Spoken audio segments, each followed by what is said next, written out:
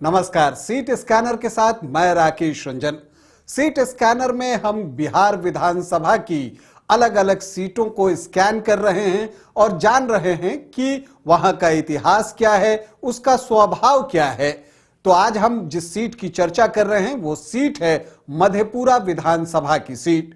मधेपुरा विधानसभा की सीट की अगर आप बात कीजिए या जब आप मधेपुरा का नाम लेते हैं तो जो पहली बात दिल में और दिमाग में आती है वो ये आती है कि रोमपोप का तो मधेपुरा गोप का। तो बिल्कुल यही चीज जो है मधेपुरा में अब तक दिखा है। जितने भी चुनाव यहां हुए हैं अब तक विधानसभा के, उन सभी में जो है जीत जो है यादव जाति के प्रत्याशी को ही मिली है। यह बात दिगर है कि पार्टियां अलग अलग रही हैं। हां, और एक और चीज है, किसी एक पार्टी का आपको दबदबा जो है वो मधेपुरा विधानसभा सीट पर जो है वो दिखेगा नहीं। मधेपुरा विधानसभा सीट की बात कीजिए तो लालू प्रसाद यादव की बात आती है। उन्होंने जो है लोकसभा चुनाव में मधेपुरा का प्रतिनिधित्व किया है। शरद यादव यहां से लोकसभा का चुनाव लड़ चुके हैं। पप्पू यादव मधेपुरा के बड़े नेता हैं, उन्होंने यहां लोकसभा का चुनाव जीता है। लेकिन पप्पू यादव को पिछली बार 2020 में यहां विधानसभा चुनाव में हार का सामना करना पड़ा है। अगर आप मधेपुरा विधानसभा की बात कीजिए तो बीपी मंडल का भी नाम याद आता है। बीपी मंडल जो कि मंडल कमीशन बना था, उसके चेयरमैन थे और उन्हीं के नेतृत्व में मंडल कमीशन ने अपनी सिफारिशें दी थी जिसके आधार पर ओबीसी वर्ग जो है उसको आरक्षण मिला था। तो ये सारी चीजें मधेपुरा से जुड़ी हुई हैं, मधेपुरा विधानसभा क्षेत्र से भी जुड़ी हुई हैं। अगर आप मधेपुरा की बात कीजिए तो अब तक यहां पर 17 चुनाव जो है वो हो चुके हैं जिसमें कांग्रेस को 4 बार कामयाबी मिली है और आरजेडी भी यहां 4 बार ही जीता है। वजह बहुत साफ है आरजेडी के जीतने की, क्योंकि यहां पर यादव जाति के वोटर्स ज्यादा हैं। उनका एमओआई अगर इंटैक्ट होता है जब भी, तो आरजेडी यहां से चुनाव जीतने में कामयाब हो जाता है। जनता दल यूनाइटेड, जनता दल, जनता पार्टी और संयुक्त सोशलिस्ट पार्टी मतलब एसएसपी को भी 2-2 बार जो है मधेपुरा में कामयाबी मिली है। निर्दलीय प्रत्याशी 1 बार जीते हैं और वो प्रत्याशी जो हैं वो भूपेंद्र नारायण मंडल थे, जो मधेपुरा विधानसभा का पहला चुनाव 1957 में हुआ था, तब वो निर्दलीय यहां से चुनाव जीते थे। अब अगर आप यहां के आखिरी 3 चुनावों की बात कीजिए तो यहां पर आपको यह दिखता है कि यहां के आखिरी 3 चुनावों में आरजेडी का बोलबाला रहा है, उसका दबदबा रहा है और तीनों ही अवसरों पर आरजेडी के प्रत्याशी प्रोफेसर चंद्रशेखर यादव मधेपुरा विधानसभा सीट जीतने में कामयाब रहे हैं। इस बार प्रोफेसर चंद्रशेखर यादव जीत का चौका लगाना चाहते हैं। वो अपने इरादे में कामयाब होंगे या नहीं होंगे ये तो वक्त बताएगा, लेकिन अगर आप देखिए तो 2010 में उन्होंने जो है जेडीयू प्रत्याशी डॉक्टर रमेंद्र कुमार यादव रवि को 11,944 वोटों से हराया था। उनको तब जो है 47.3% वोट आए थे।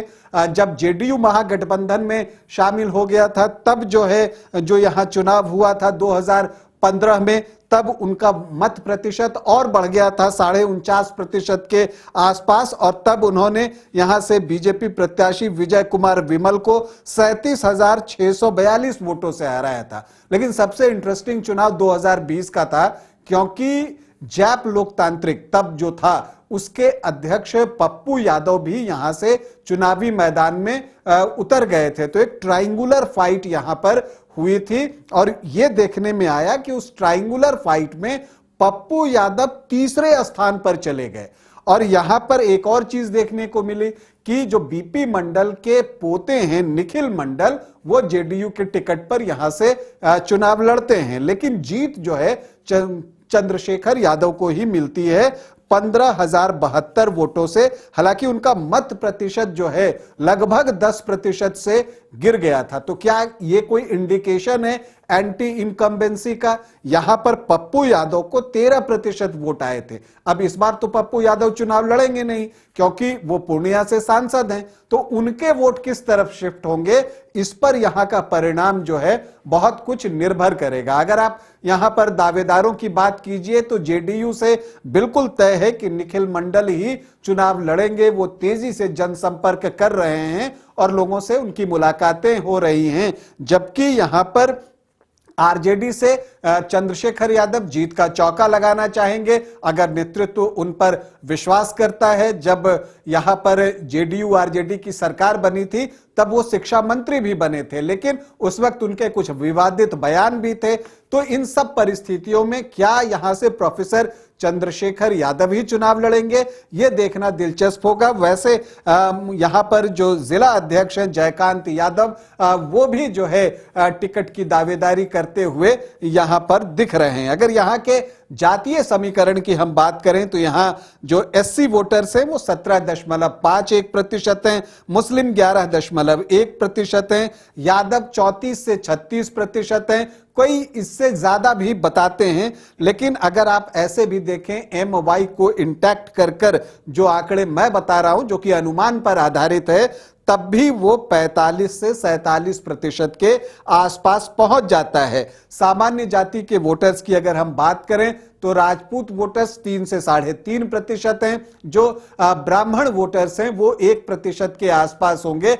तो सामान्य जाति के वोटर्स यहां 4 से 5% के आसपास हैं, कोयरी 2.5 से 3% और वैश्य जो हैं 8.5 से 9.5% के आसपास जो हैं वो हैं। तो कुल जो एनडीए के परंपरागत वोटर्स हैं उनकी संख्या 15.5 से 17.5% के बीच है। लेकिन जो यहां अदर ओबीसी और ईबीसी हैं उनकी संख्या बहुत अच्छी है, 18 से 20% के आसपास। तो एनडीए की कोशिश होती है कि इस वोट को अपने तरफ करे और जो उसके परंपरागत वोटर्स हैं उसको जो है एक जगह एकत्रित कर रखे। और इतना ही नहीं, चूंकि यहां पर यादव बहुल इलाका है तो सारे कैंडिडेट जो हैं वो यादव ही होते हैं, तो वो यादव के जो वोट हैं उसमें से भी एनडीए कैंडिडेट की कोशिश होगी कि वो बड़ा हिस्सा निकालें। तो क्या वो अपने इरादे में कामयाब होंगे, क्या वो ऐसा कर पाएंगे, ये देखना जो है दिलचस्प होगा। लेकिन अगर आप कुल मिलाकर बात कीजिए तो मधेपुरा में एक रोचक और रोमांचक मुकाबला हम सब का इंतजार कर रहा है। नमस्कार।